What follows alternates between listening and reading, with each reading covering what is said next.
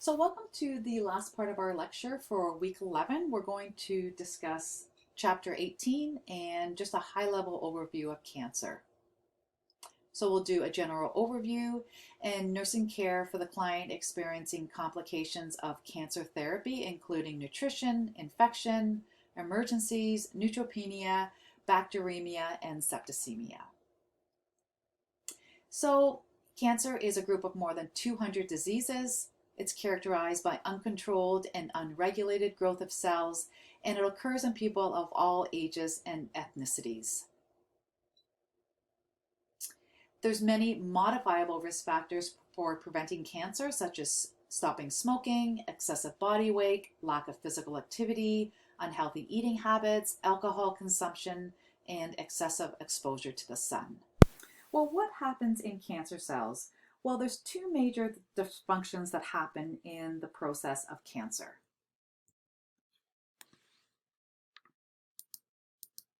The first is a defect in cellular proliferation, and proliferation is basically cell reproduction.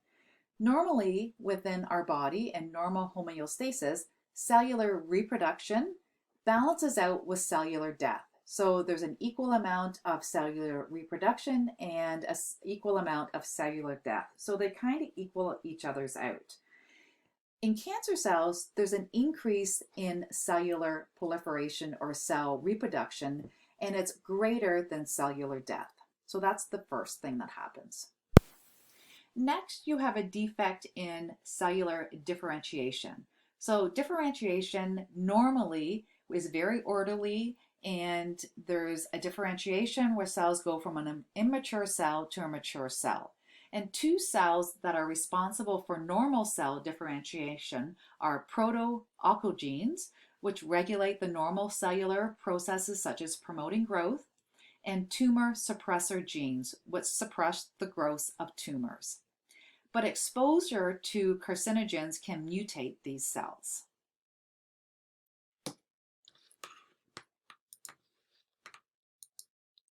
Okay, so let's look at the development of cancer. So the development of cancer is likely to be multifactorial. The origins of cancer may be genetic, chemical, environmental, viral, or immunological, and from causes that are not yet identified. So the process of cancer goes through three stages: initiation, promotion, and progression. So the first stage, which is initiation, is a mutation in the cell's genetic structure results from an inherited mutation, an error that occurs during DNA replication, or following an exposure to a carcinogen. Promotion is the second stage in the development of cancer, and it's characterized by the reversible proliferation of the altered cells. Progression is the final stage, and it's characterized by increased growth rate of the tumor, increased invasiveness, and spread of the cancer to a distant site, which is metastases. So the main sites of metastases from an original an original site. So the main sites of metastases are the brain, the lung, the liver, the adrenals, the bones. Those are the main sites of blood-borne metastases, so not going through the lymph system. So what is the remote role of the immune system? Well, the immune system is responsible for rejecting or destroying cancer cells, but it may be inadequate as cancer cells arise from normal human cells. And so the process by which cancer cells evade the immune system is termed immunological escape. And it causes suppression of the factors that stimulate T cells, and it suppresses the immune response from products secreted by cancer cells. So let's look at the classifications. Tumors may be classified as benign or malignant neoplasms. The ability of malignant tumor cells to invade and metastasize is the major difference between benign and malignant neoplasms. Benign neoplasms. What are the characteristics? They're well differentiated, they're usually encapsulated, they have an expansive mode of growth, metastases is absent and they rarely recur.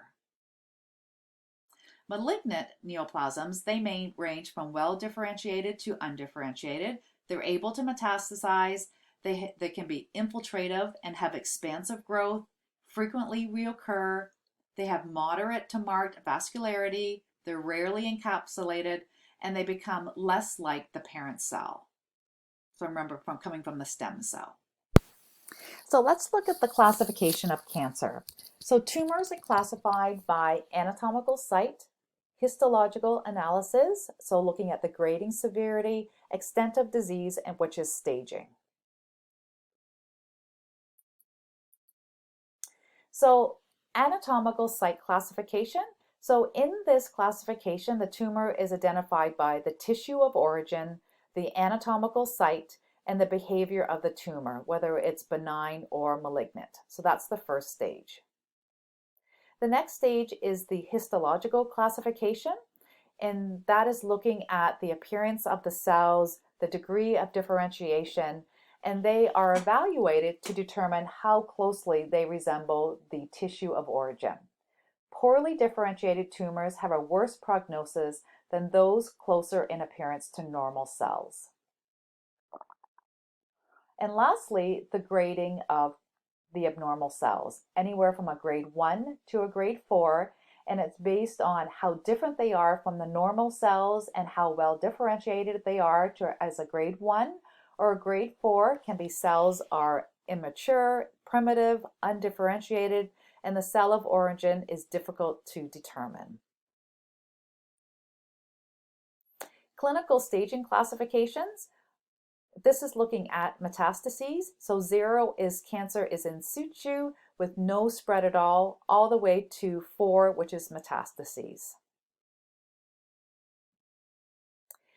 Oftentimes you'll see the TNM classification system, and T stands for the tumor size and invasiveness, N is the spread to the lymph nodes, and M is metastases.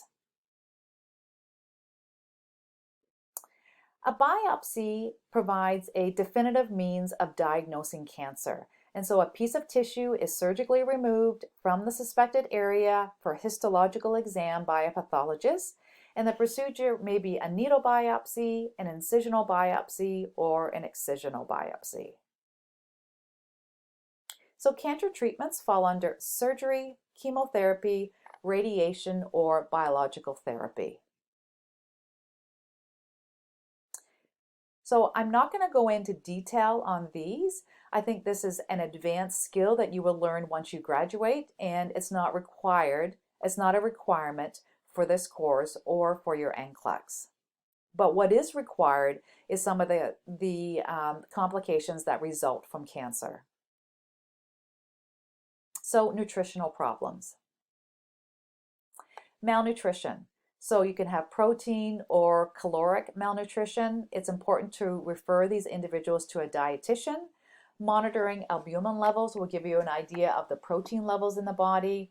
Oftentimes patients are on supplements, and patients may radically alter their diets because of beliefs that certain foods support the growth or treatment of cancer. And so that's where it's really important to refer to a dietitian. And the patient may need enteral or parental supplementation may be required. Patients have an altered taste sensation. So cancer cells release substances that resemble amino acids and stimulate the bitter taste buds. And so it's important to help patients understand the changes that they may experience and to find foods that are appealing to themselves. Patients can also be encouraged to experiment with spices and other seasoning agents to taste and attempt to mask the taste alterations. Infection. So infection can cause death in a patient whose immune system is suppressed as a result of cancer therapy. So if a patient's going through cancer therapy, you know their immune system's suppressed. The usual sites of infection include the lungs, the GU system, mouth, rectum, peritoneal cavity, and the blood. So blood would be septicemia. Infection occurs as a result of ulcer or necrosis caused by the tumor, compression of vital organs by the tumor, and neutropenia caused by the disease process or the treatment of cancer. So specifically infection and neutropenia. A critical aspect of nursing care is teaching patients about the risk of infection, which is associated with neutropenia. So neutropenia is a reduction in neutrophils, and neutrophils play a major role in getting rid of pathogenic microbes. So from phagocytosis, where they encapsulate the microbe and they break it down. And so neutrophils are consistently monitored in patients who are going through cancer therapy who have cancer. They're closely monitored in clinical practice, and it gives a really good indicator of a patient's risk for infection. So neutropenia is defined as a neutrophil count of less than 1 to 1.5 or 1,000 to 1,500 MCLs. Normally, neutrophils range from 2.2 to 7.7. And severe neutropenia is defined as less than 0.5.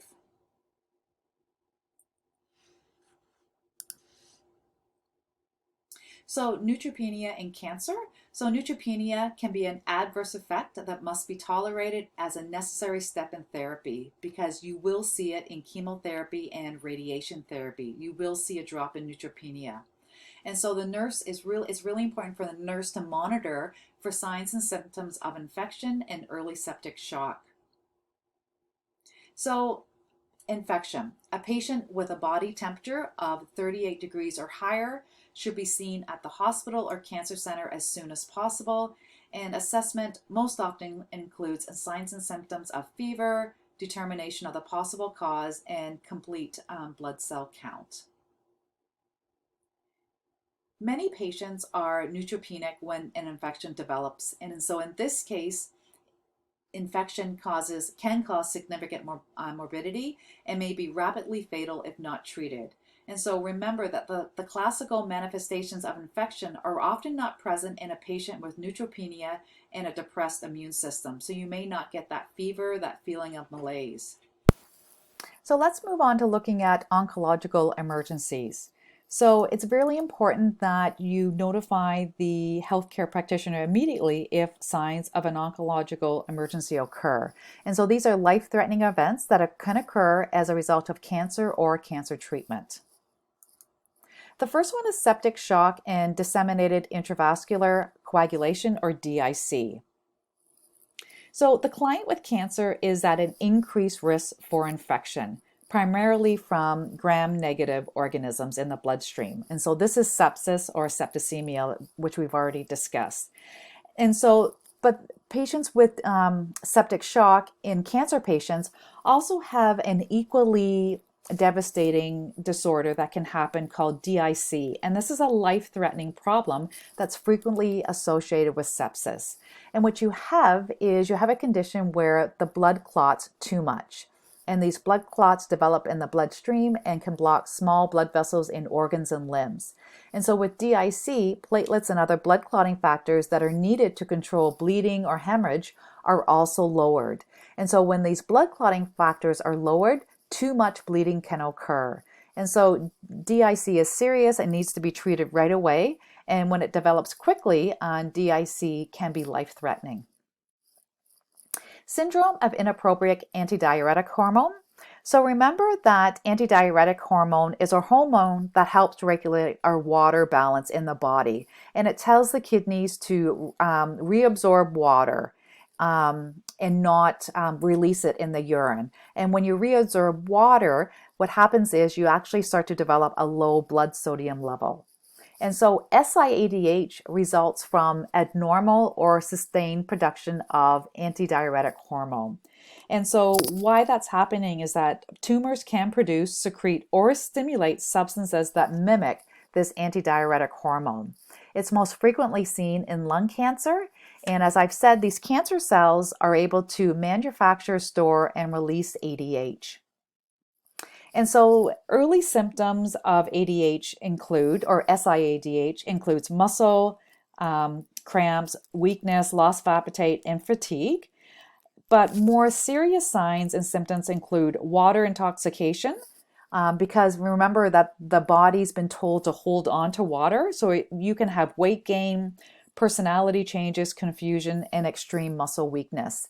And the treatment includes fluid resuscitation and, in severe cases, giving intravascular administration of 3% sodium chloride solution to balance out that hyponatremia. Spinal cord compression.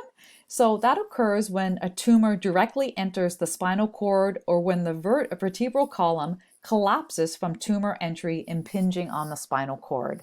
And so what you'll have is it's a neurological emergency, and the patient will present with back pain that's very intense, localized, and persistent.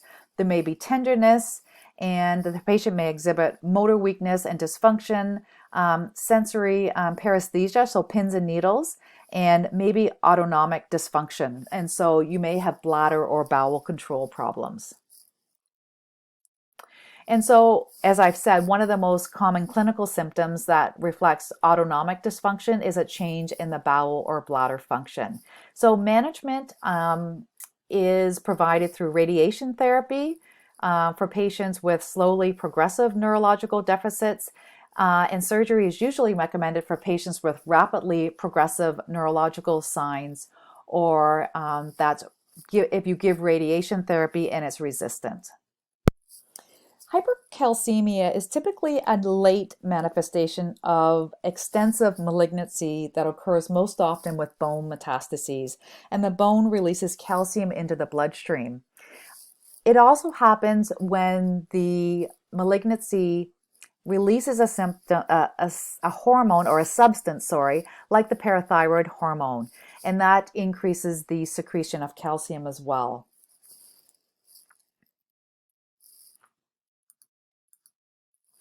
So what do you see? You see early signs of hypercalcemia as being fatigue, anorexia, nausea, vomiting, constipation, and polyuria. And more serious signs and symptoms include severe muscle weakness, diminished deep tendon reflexes, dehydration, and maybe changes in the ECG. Excessive serum levels can be life-threatening because it causes irreversible renal failure. And so the treatment is hydration, diuretic administration to get rid of the high calcium levels, and a biphosphonate, which is a drug that inhibits the action of audioclasts, which produce calcium in the bone. And the last one I want to speak to is tumor lysis syndrome.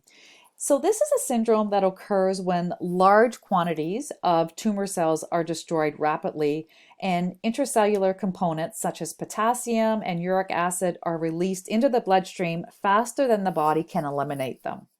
And so this syndrome can indicate that cancer's treatment is destroying tumor cells. However, if left untreated, it can cause severe tissue damage and death. And one of the biggest concerns that we're worried about is that it can result in acute renal failure. So why is that? Because you have an increase in uric acid that's released, you have an increase in phosphate, hyperkalemia, you actually have a drop in your calcium levels. And this will usually occur within the first 24 to 48 hours after the initiation of chemotherapy, but it may persist for approximately 5 to 7 days. And so the primary goal is to prevent renal failure and severe electrolyte imbalances. And so when you're looking at treating, you want to increase urine production to get rid of these electrolytes. So you're going to give good hydration, and you're going to try and decrease uric acid concentrations through the administration of allopurinol. So that was just a quick overview of cancer, how to classify cancer, some of the complications that we see with cancer, and some of the emergencies that we also see with cancer and cancer treatments.